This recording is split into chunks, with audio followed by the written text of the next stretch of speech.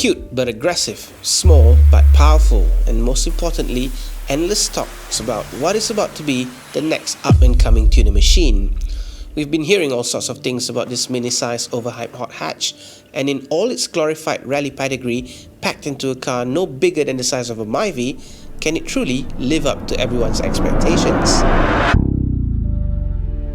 Well, that's what I want to find out, because I've been wanting to drive this thing, and just like you, I might have been watching a little too many review videos about the GR Yaris. Well, thanks to Limitless Motorsports right here, we're taking the GR Yaris out for a bit of soul searching. It's about damn time, isn't it?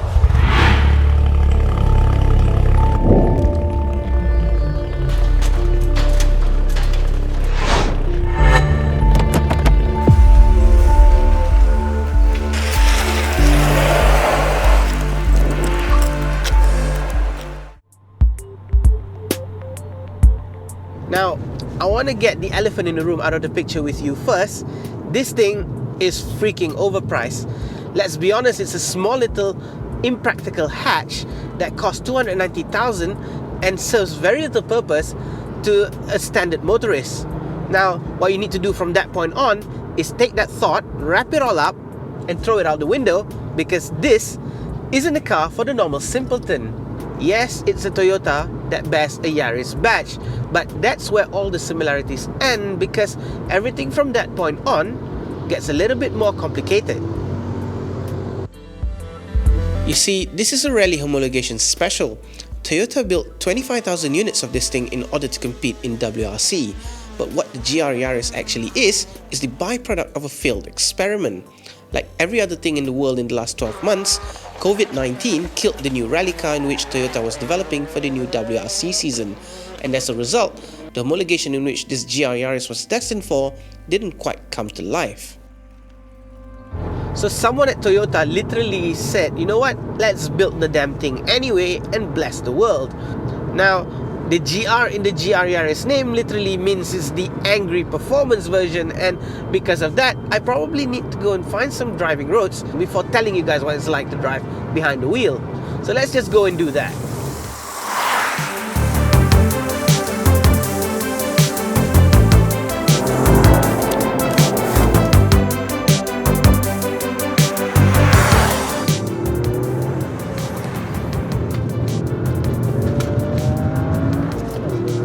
Honestly, the performance of this thing isn't out of this world. You get 261 horsepower from the most powerful 3-cylinder production engine in the world, all powered through this short and sweet 6-speed manual gearbox. A recipe that's quite old school, but to be honest, the way it makes you feel is truly out of this world.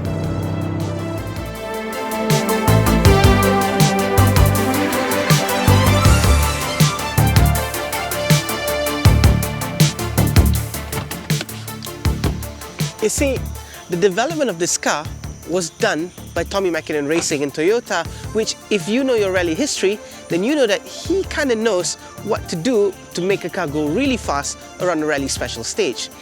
Now, the development of this car is very cool because there's a lot of bespoke things. Like, for example, the rear suspension is double wishbone. The GR4 all-wheel drive system that's coupled to a Tossin LSD, which gives you old school vibes of traction depending on the mode you're on. And then of course, it even comes with a normal handbrake lever, none of that electronic stuff, which I think is really cool for a car of this day and age. We've sort of lost that touch of what a driver's car really needs, a proper handbrake lever. Now, the whole design is bespoke, and the way it drives really comes back to how it really looks on the road. The stance of it is really cool. I really love how it looks from the rear, because it looks like a car that's got a body kit, those flat wheel arches, especially from the rear. You can see just how wide the car really looks. And the wheelbase is very short. The tires and wheels sit right on all 4 corners of the car, because it isn't a very big car, it's quite a small hatch. And all this development is all designed to give this car the best form of traction and stability that Tommy Mäkinen and Toyota wanted to develop. And truthfully, what I really love about the outlook of the car is actually the roof, that forged carbon fiber roof. Now on this particular car, they've taken out the carbon stickers to really show that forged carbon fiber outlook. This isn't a normal car, and especially in this day and age that we are in, this is really special. I really love this thing. I love it so much. I think I might go do more driving with it.